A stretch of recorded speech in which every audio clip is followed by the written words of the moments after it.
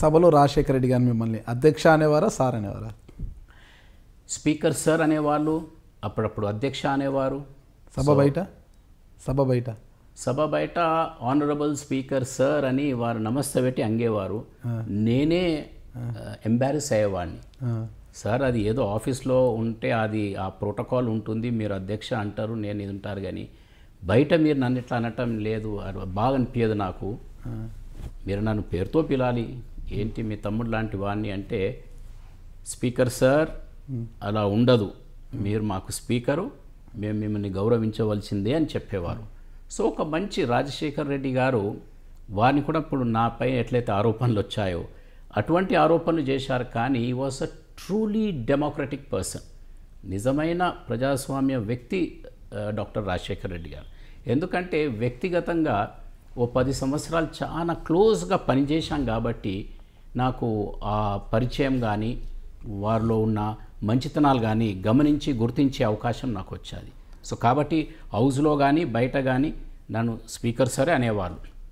అంటే పదవిలో ఉన్న ఏ మనిషికి కూడా అలాగే అంటాం కదా, మా అమ్మనో నాన్ననో పిలువరు, కానీ మిగతా వాళ్ళు, ఎందుకంటే మీరు ఒక జడ్జిగా ఉంటే ఆనరబుల్ జస్టిస్ సార్ అంటారు, ముఖ్యమంత్రి గారు ఉంటే గౌరవ ముఖ్యమంత్రి గారు అంటారు, సభాపతిగా ఉన్నప్పుడు స్పీకర్ సార్ అంటారు. సో ఇదంతా కూడా ఒక ఇది. చంద్రబాబు నాయుడు గారితో ఎలా ఉండేది మీకు ఇంటా బయట? అంటే హౌస్లో ఎలా ఉండేది, బయట ఎలా ఉండేది? చంద్రబాబు నాయుడు గారు కూడా ప్రతిపక్ష నాయకుడిగా నన్ను చాలా గౌరవించేవారు. చంద్రబాబు నాయుడు గారు నాకు ముఖ్యంగా సభాపతి గాక మొదలు 15 సంవత్సరాల నుంచి పరిచయము. నేను ఎమ్మెల్యేగా 89 నుంచి 94గా ఉన్నాను.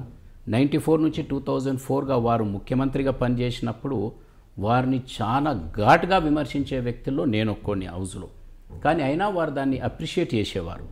దానికి కారణం ఏంటంటే సురేష్ రెడ్డి ఆరోపణల వెనుక వాస్తవాలు ఉంటాయి, ఫ్యాక్ట్స్ ఉంటాయి, వ్యక్తిగతంగా ఉండదు. ఒక ముఖ్యమంత్రిని ఒక పాలసీ పైన లేకుంటే ఒక ఫెయిలియర్ పైన వాస్తవాలతో ఫ్యాక్ట్స్తో విమర్శిస్తాడు.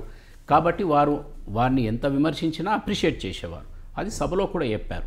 And as an opposition leader నేను సభాపతిగా ఉన్నా నాకు ఇబ్బంది పెట్టేవారు, అది వారి పాత్ర.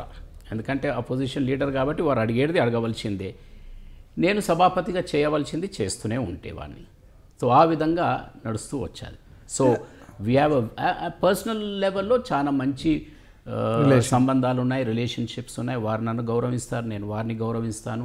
సో ఈ ఇల్ ఫీలింగ్ అనేది ఏడలేదు. Hi, this is Suresh Reddy, former speaker. Please watch my interview with Nagaraj Garu on High Dreams, which will be coming up shortly. He's thrown a lot of insight into my personality and it's very exciting. Please watch it.